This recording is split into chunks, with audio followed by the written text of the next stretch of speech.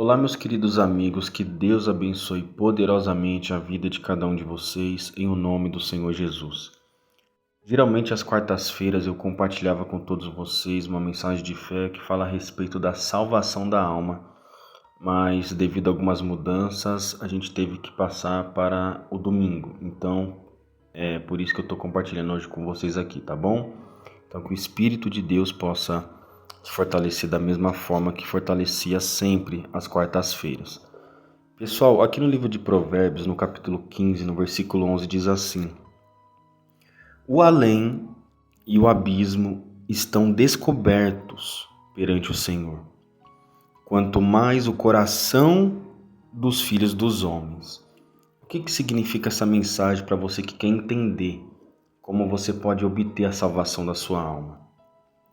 Esse além que Salomão está se referindo, esse abismo que ele está se referindo, significa o inferno, significa o mundo dos mortos, significa o mundo espiritual daquelas pessoas que morreram sem a salvação da alma, porque elas não quiseram sacrificar o eu, elas não quiseram obedecer a palavra de Deus naquilo que estava escrito. Então, Deus ele vê todas as pessoas, todas as almas, melhor dizendo, que partiram já dessa terra, que estão lá, nesse exato momento, queimando, sendo atormentada pelo fogo, porque a Bíblia fala que lá o fogo nunca se apaga e o bicho nunca morre, ou seja, o fogo nesse exato momento estão consumindo almas lá no inferno.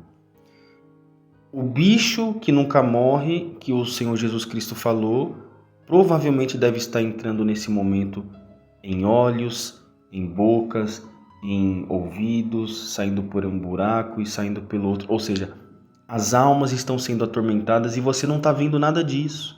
Eu não estou vendo nada disso. Mas a palavra de Deus está nos ensinando aqui, pessoal, que Deus está vendo lá. O abismo, o inferno, o mundo espiritual que a gente não vê.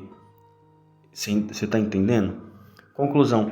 Se Deus, que é todo-poderoso, onisciente, onipresente, Ele sabe de todas as coisas, é a Ele que pertence todo o poder, Ele é o princípio, Ele é o fim, Ele sabe de tudo. Ou seja, Ele vê lá o inferno que a gente não vê. Você acha que Ele não vê o que a gente está fazendo também aqui na Terra? Esse é o resumo dessa mensagem.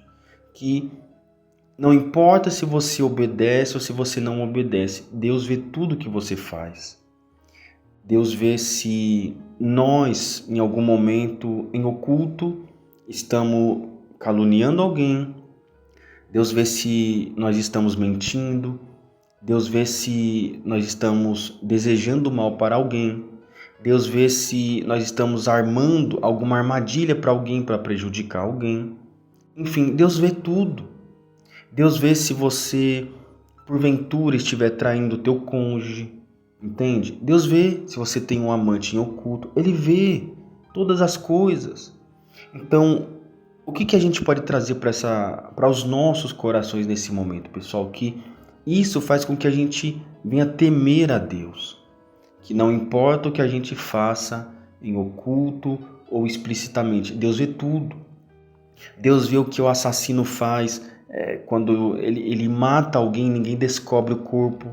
E a pessoa, muitas das vezes, ela é encontrada depois de anos ou décadas numa cova rasa. Deus vê tudo. Então, o que cabe você, que nesse momento está entendendo a palavra de Deus, a fazer? Primeiro, você precisa reconhecer. Você fez alguma coisa que, ainda que ninguém viu, mas Deus viu? Porque você meditou comigo aqui na palavra de Deus e entendeu que assim como Deus vê o inferno, o mundo espiritual, Ele também vê o nosso mundo aqui, o que nós fazemos. Então é você reconhecer e falar, meu Deus, infelizmente eu traí, infelizmente eu falei mal de fulano, infelizmente eu prejudiquei ciclano ou ciclana. Você vai ter que ser explícito ou explícita para Deus, se você quer ter a salvação da sua alma. Porque, pensa comigo, o que mais importa? Você, enquanto está em vida agora, reconhecer os seus erros, os seus pecados para você não perder a sua salvação, e você receber o perdão de Deus, e se der um infarto hoje, você morre e vai para o céu, vai para o paraíso, vai descansar com Deus. Ou caso você, porque você não sabe do dia de amanhã, e você sem se arrepender do pecado, e de repente você partir daqui lá para a eternidade, para o inferno, eu acredito que não é isso que você quer. A ponto de você ficar lá por toda a eternidade e lembrando, poxa, e não é que eu tive muitas chances, não é que eu tive muitas oportunidades de se arrepender e eu não me arrependi. Eu joguei fora todas as oportunidades que Deus me deu. De eu me consertar, de eu me arrepender, de eu me esforçar. Como está escrito na palavra de Deus, que quem quer seguir a Jesus, quem quer ter a salvação da alma, é necessário a pessoa ela tomar a cruz todos os dias. E eu não vou dizer que é fácil, pessoal, sabe por quê? Porque eu sou ser humano igual a você. Mas o maior exemplo que nós podemos tomar de que é possível nós obtermos a salvação da alma é o próprio Senhor Jesus, que ele se fez, ele que é o verbo, ele que é espírito, ele que já existia desde a fundação do mundo, ele veio como filho de Deus, como o próprio Deus terreno aqui na terra, né? Que ele fazia as necessidades dele, normal como qualquer ser humano. Provavelmente ele também tinha desejos, talvez tanto lícitos como ilícitos, porém ele não pecou, porque ele se controlava, ele mantinha o foco na salvação dele, ele mantinha o foco na cruz. Ele sabia que ele veio para esse mundo para morrer por cada um de nós, para tanto ele por obedecer a vontade de Deus e ele próprio ser salvo, como principalmente salvar a humanidade. Você está entendendo? Então, quando a gente tem esse entendimento, pessoal, que o próprio Senhor Jesus Cristo ele suportou tudo, nós também podemos suportar. Não é fácil? Não, não é nada fácil.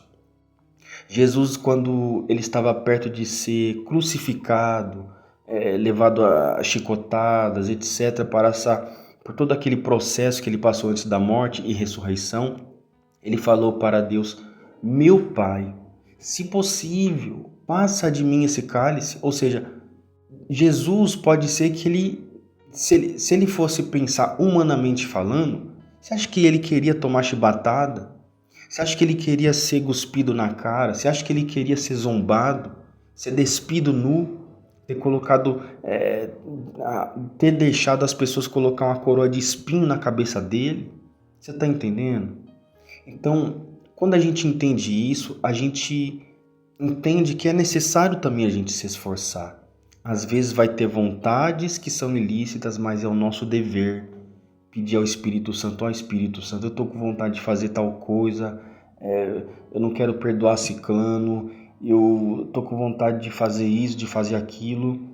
Mas quando você faz uma oração sincera para Deus, o próprio Espírito de Deus na hora, ele vem te dar força para você poder dizer não, para você poder manter a sua salvação e agradar a Deus. Eu espero que essa mensagem de fé possa ter te ajudado de alguma forma, porque com certeza, pessoal, não é à toa do Espírito Santo está passando tanto essa mensagem de fé para a minha vida como para a sua vida, porque os dias são maus. Nós vivemos dias que é muito fácil da gente se corromper, porque a Bíblia diz que nos últimos dias o amor de quase todos, ou seja, são muitas pessoas, o amor de quase todos se esfriará. E é isso que nós temos visto. Pessoas se apostatando-se da fé, pessoas que não querem saber mais de Deus, de congregar numa igreja, de obedecer à palavra de Deus, porque já se contaminaram com esse mundo. Então é o nosso dever andar na contramão desse mundo. A Bíblia diz que aquele que perseverar até o fim é esse que será salvo. Não é aquele que desanima por qualquer motivo, por qualquer luta e acaba perdendo o foco principal, que é a salvação da alma, tá bom? Então, cuide da sua salvação, que Deus te abençoe, fique na paz.